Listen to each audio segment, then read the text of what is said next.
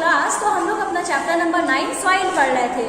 उसके मैं question answer आपको पीडीएफ में कुछ टाइम बाद सेंड करूंगी। अभी हम लोग का जो वर्क आना है ऐसे 1 में 3 to चैप्टर नंबर 8 तक आना है, तो मैं उसका रिवीजन क्लास ले रही हूँ और मैं आपको वर्क का पीडीएफ भी सेंड करूंगी किसी बच्चे की कॉपी से, तो आप लोग अपना वर्क भी पूरा कंप्लीट कर लीजिएगा। Okay, so let's begin. In class 6 you have learned about some fiber obtained from plant। आप लोगों ने क्लास 6 में भी यही चैप्टर पढ़ा है, तो आप लोगों ने वहाँ पे पढ़ा है कि जो फाइबर होते हैं, बहुत सारे फाइबर्स जो हम लोग को ऑब्टेन करते हैं कहाँ से, प्लांट से। You also learn that the wool and the silk fibre are obtain from animals. तो लेकिन जो वूल और सिल्क है फाइबर होते हैं वो हम लोग को कहाँ से मिलते हैं, एनिमल से। Wool is obtain from fleece of sheep and yak. तो वूल कहाँ से ऑब्टेन होता है, हेयर से। फ्लीस मीन्स होता है हेयर, शिप और याक के हेयर से ऑब्टेन होता है वूल। तो हम लोग को यहाँ से क्वेश्चन भी पुट अप हो सकता है कि वूल और सिल्क हम लोग को कहाँ से ऑब्टेन होता है, कौन से एनिमल से, तो हम लोग को एनिमल से, फ्लीस से, एनिमल की फ्लीस से, हेयर से हम लोग को ऑब्टेन होता है। ठीक है। Silk fibre comes from cocoon of the silk moth. और सिल्क कहाँ से मिलता है, सिल्क मॉथ एक हम लोग का वो जो एनिमल होता है, जो इंसेक्ट होता है, उसके एक पार्ट होता है कोकून, उससे मिलता है। Do you know which part of ship body heels feels. तो हम लोग ये पूरा अभी पढ़ेंगे। सबसे पहले आता है हम लोग का animal fibre, wool and silk. Animal fibre क्या होता है, उसके अंदर आता है वुल और सिल्क। तो हम लोग पार्ट पढ़ते हैं पहले वुल का। Wool comes from sheep, goat, yak and some other animal. तो हम लोग को वुल कहाँ से मिलता है बेटा, शिप से मिलता है, याक से मिलता है और भी एनिमल से मिलता है।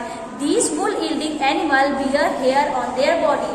और जो एनिमल्स हम लोग को वुल देते हैं उनके जो बॉडी होती है उसमें बहुत ज्यादा हेयर्स होते हैं, तभी तो वो हमें वुल प्रोवाइड करेंगे। क्योंकि अभी हम लोग ने पढ़ा, हम लोग को तो अभी हम लोगों ने पढ़ा था कि हम लोग को जो एनिमल्स के हेयर से वुल मिलता है। तो अगर एनिमल के हेयर होंगे तभी तो हम लोग को वुल मिलेगा। तो ये जो एनिमल्स होते हैं, शेप, गोट, इनके बॉडी में बहुत ज्यादा हेयर्स पाए जाते हैं। उसके बाद hair trap a lot of air. Air is a poor conductor of heat as you would learn in chapter 4। So hair keep this animal warm. Wool is derived from these hairy fibres. तो wool हम लोग को कहाँ से मिलता है, जो hairs में उनके जो फाइबर होता है वहां से मिलता है। और जो बहुत सारे हेयर होते हैं उनके बीच में एयर बहुत ज्यादा अंदर घुस जाती है, जिससे उन लोगों को गर्मी प्रोवाइड होती है। आप लोगों ने देखा होगा ये जो वुल, ये जो याक वगैरह होते हैं अधिकतर सर्दी वाले, जहाँ पे सर्दी पड़ती है, पहाड़ वगैरह होते हैं वहां पे पाए जाते हैं, तो वहां पे सर्दी भी बहुत ज्यादा पड़ती है। तो ये जो इनके हेयर्स होते हैं ये इनको प्रोटेक्ट करते हैं कि इन लोगों को ज्यादा सर्दी ना लगे। ठीक है। Like us the hairy skin of sheep has 2 types of fibre that are forms its fleece. तो जैसे हम लोग के बॉडी में भी 2 टाइप के हेयर होते हैं, एक तो ये हेयर वाले हार्ड हेयर होते हैं और एक ये सॉफ्ट हेयर होते हैं। वैसे ही इनकी बॉडी में भी 2 टाइप्स के हेयर होते हैं। सबसे पहला द कोर्स बियर्ड हेयर, जो खूब हार्ड होते हैं, बियर्ड जैसे बियर्ड में पापा लोगों के हेयर होते हैं, जो हार्ड हेयर होते हैं वैसे भी हेयर होते हैं। And second the fine soft under hair close to the skin. और जो स्किन में उनके हेयर होते हैं वो होते हैं सॉफ्ट हेयर। तो 2 तरह के हेयर होते हैं, जो ऊपर हेयर होते हैं वो बहुत हार्ड होते हैं और जो अंदर होते हैं वो होते हैं soft hair. The fine hair provide the fine hair provide the fibre for making wool. तो जो फाइन हेयर होता है वो हमारे फाइबर प्रोवाइड करता है वुल बनाने के लिए। Some breed of sheep possess only the fine under hair. Their parents are specially chosen to give birth to sheep which have only soft under hair. These process of selective parent for obtaining special character in their offspring such as soft under hair of a sheep is termed as selective breeding। तो selective breeding क्या होती है, जब हम लोग किसी sheep को select करके ब्रीड करवाते हैं तो वहां वो हो जाता है हमारा सेलेक्टिव ब्रीडिंग। तो हम लोग कोई शिप सेलेक्ट करते हैं जिसके सिर्फ फाइन अच्छे अच्छे हेयर्स होते हैं, उसको सेलेक्ट करके अगर हम लोग आगे ब्रीडिंग कराते हैं तो वो टर्म होता है हमारा सेलेक्टिव ब्रीडिंग। ठीक है। Animal that yield wool. अब हम लोग का क्वेश्चन आ सकता है, write the name of animal that yields wool. तो हम लोग क्या लिख सकते हैं, याक लिख सकते हैं। यहाँ पे हमारा याक दिया, गोट दी गई है, अंगोरा गोट, ये सारे हम लोग क्या करते हैं, हम लोग को वुल प्रोवाइड करते हैं। तो several breed of sheep are found in different part of our country. तो अलग अलग ब्रीड्स हम लोग की अलग अलग पार्ट में पाए जाते हैं। जैसे कश्मीर में अलग शेप हमारे जो होते हैं शेप अलग पाई जाती हैं, कहीं दूसरे में राजस्थान में अलग ऊँट पाया जाता है। तो अलग अलग तरह के जो एनिमल्स होते हैं अलग अलग क्षेत्र में पाए जाते हैं। However, the fleece of sheep is not the only source of wool।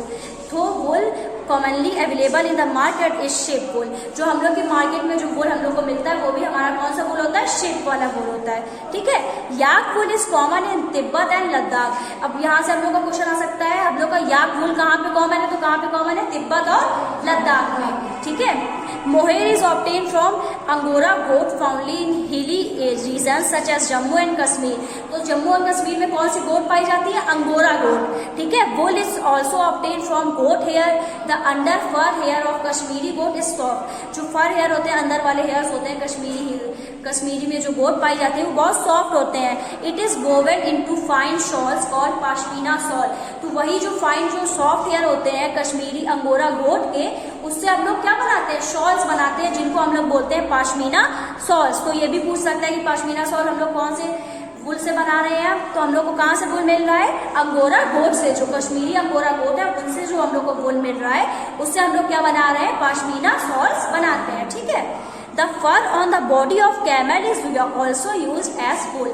जो फर होते हैं, जो कैमल की बॉडी में भी छोटे छोटे फर होते हैं, वो भी हम लोग वूल की तरह यूज करते हैं। Llama and alpaca found in South America also in wool. तो साउथ अमेरिका में दो जानवर पाए जाते हैं, जो यहाँ पे आपको लास्ट में दिखाए गए हैं, अल्पाका और लामा। इनसे भी हम लोग को क्या मिलता है, वूल मिलता है।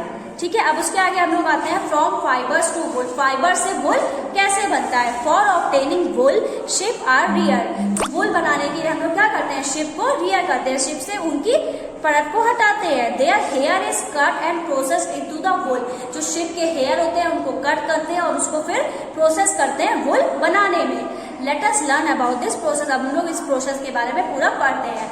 ये rearing and breeding of ship. Rearing कैसे करते हैं, मतलब वूल को निकालते कैसे, और ब्रीडिंग मतलब पालते कैसे हैं शिप को। ठीक है, if you travel to hills in Jammu and Kashmir, Himachal Pradesh, Uttaranchal, Arunachal Pradesh and Sikkim, or the plains of Haryana, Punjab, Rajasthan and Gujarat, you can see shepherd taking the herd of sheep for grazing. तो आप लोग जब मतलब पहाड़ी क्षेत्र में जाते होगे तो आप लोग देखोगे बहुत सारे वो लोग भेड़ को चराने लेके जाते हैं, या फिर अगर आप लोग नहीं गए तो आप लोगों ने मूवीज में भी देखा होगा, बहुत सारे भेड़ों का झुंड होता है पहाड़ी इलाकों में, वो लोग उसको चराने लेके जाते हैं। तो इससे आप लोग क्या पता चलता है, sheep are herbivorous and prefer grass and leaves.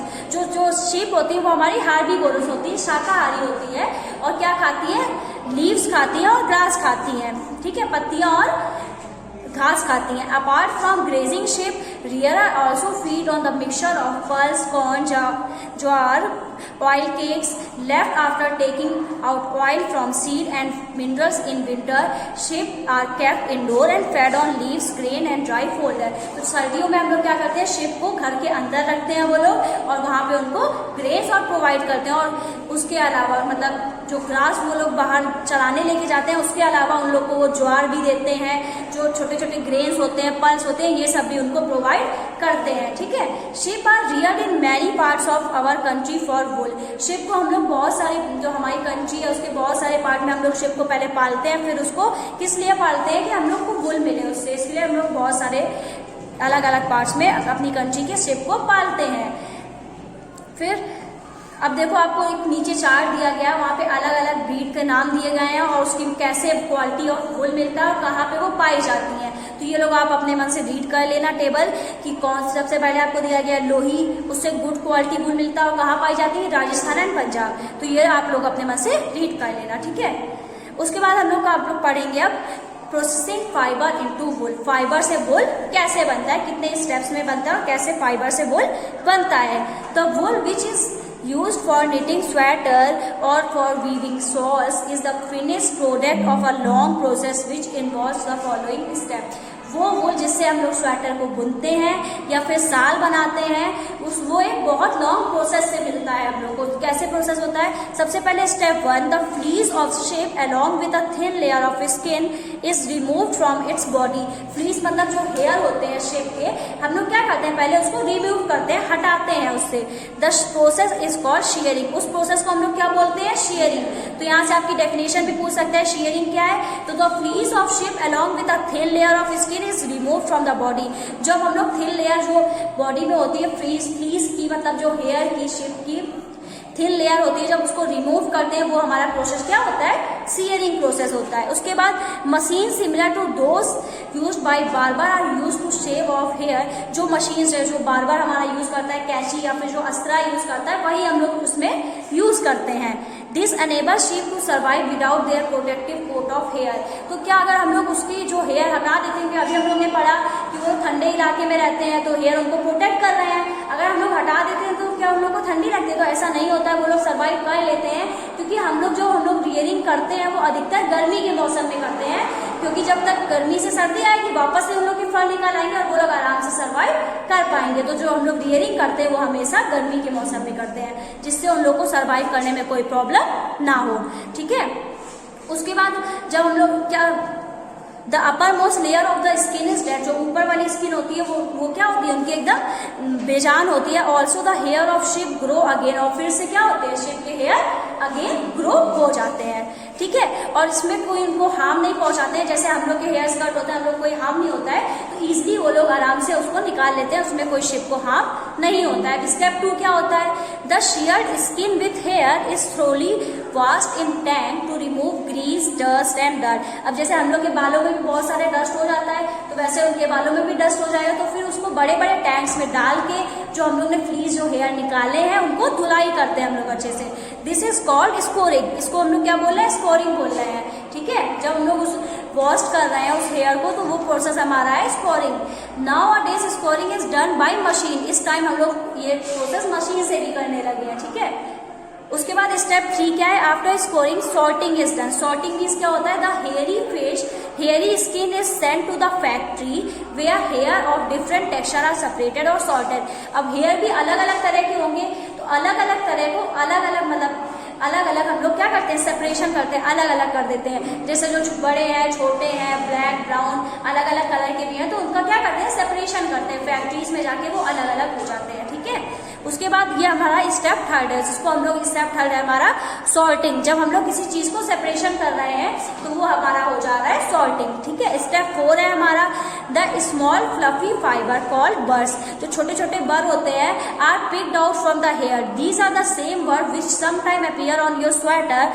The fibre were scoured again and dried. This is wool ready to drawn into the fibre. अब आप लोग जब स्वेटर पहनते हो तो आप लोग देखते हो कि छोटे छोटे बर निकल आते हैं, तो आप उसको निकालने की कोशिश करते हो। तो वही जो छोटे छोटे बर होते हैं उसको जो निकालने वाला प्रोसेस होता है वो होता है हमारा स्टेप 4 में। और बर निकाल के हम लोग फिर से जो ऊन हमारा बचता है उसको फिर से धोते हैं, तो स्टेप 4 हमारा कंप्लीट हो जाता है। उसके बाद आता है स्टेप 5।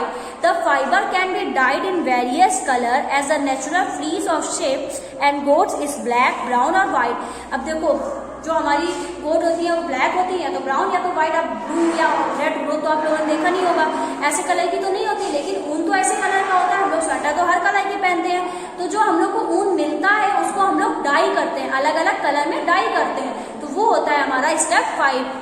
तो हम लोग क्या करते हैं, फाइबर जो भी हम लोग को कलर ब्लैक, ब्राउन और व्हाइट को हम लोग अलग अलग कलर में डाई कर देते हैं, तो ये स्टेप 5 में आता है। उसके बाद स्टेप 6 होता है हमारा the fibre are strain, combed and rolled into yarn. The longer fibre are made into wool for sweater and shorter fibre spun and woven into the woollen cloth. तो फिर क्या करते हैं हम लोग उसको, जब रील में हम लोग को मिलता है पूरा ऊन, तो हम लोग उसको रील में बांध देते हैं, तो वो हमारा स्टेप 6 हो जाता है। तो स्टेप 1 क्या था, हम लोगों ने रियर किया, फ्लीज के हेयर को हटाया। स्टेप 2 में हम लोग ने उसकी धुलाई करी, अच्छे से धो दिया। स्टेप 3 में हम लोग ने क्या किया, फैक्ट्री में भेज के उसका सेपरेशन कराया, अलग अलग वूल को अलग अलग तरह में कर दिया। स्टेप 4 में हम लोग ने उससे बर्ड से टेक आउट किए थे और उसको फिर से धो लेंगे हम लोग। और स्टेप 5 में हम लोग उसमें कलर करेंगे, और स्टेप 6 में हमारा रोल करके उसको बेचने के लिए वो हमारा ऊन तैयार हो जाएगा।